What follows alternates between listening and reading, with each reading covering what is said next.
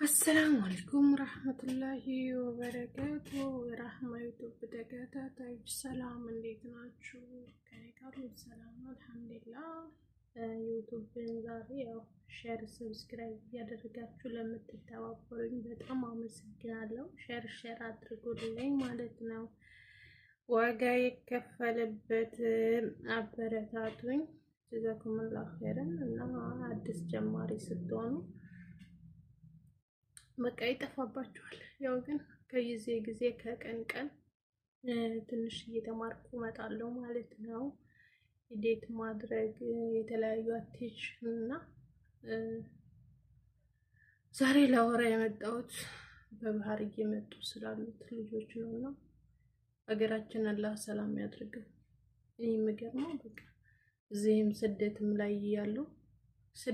ላይ ያለ ነው ሰው ተማሯል። ኢትዮጵያም አለው ተማሯል።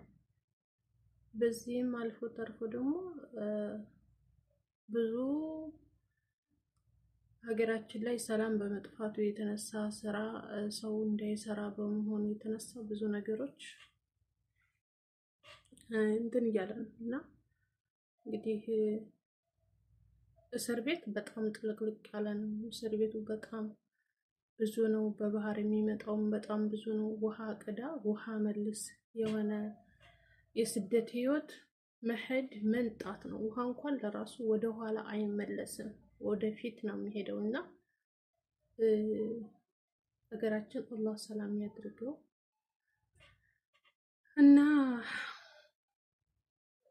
ብዙ እስር ቤት የሚሞተው ህዝብ ብዙ ነው። በባህር እየመጡ የሚሞቱ ብዙ ናቸው። በጦርነቱ የሚሞቱ ብዙ ናቸው። ብቻ ስደት ላይ ያለውም ለራሱ ተማሮ ነው ያለው ማለት ነው።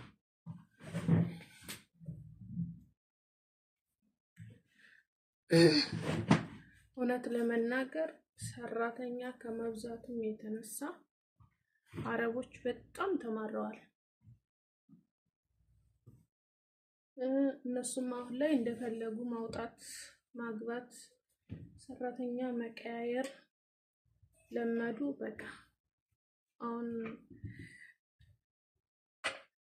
በፊት እና አሁን ያለበት ታይም ላይ በጣም ይለያያል ማለት ነው። ለምን ከተባለ በፊት ላይ ስራ ሞልቶ ነበረ።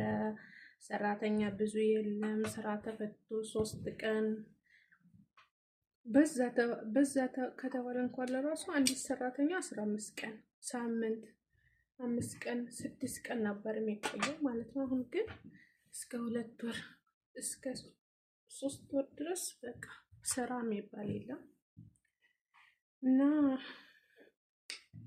ከባድ ነው። ምን ልበላችሁ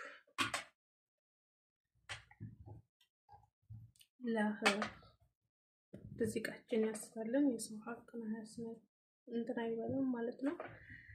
የሞቱትንም አላህ ይራህማቸው። ሙስሊሙን ከሆኑ ክርስቲያንም ደግሞ ከሆኑ ነፍስ ማር ነው የሚባለው እና ሼር ሰብስክራይብ በማድረግ አበረታቱን እህት ወንድሞች። አዳዲስ አይዲያ አዳዲስ ነገር ይዤ ስመጣ ያው እንትን እላለሁ ማለት ነው። በሰው አይዲያ መስራት ሳይሆን ራሱ አይዲያ ፈጥሮ መስራት ጥሩ ነው እና በቃ እዚህ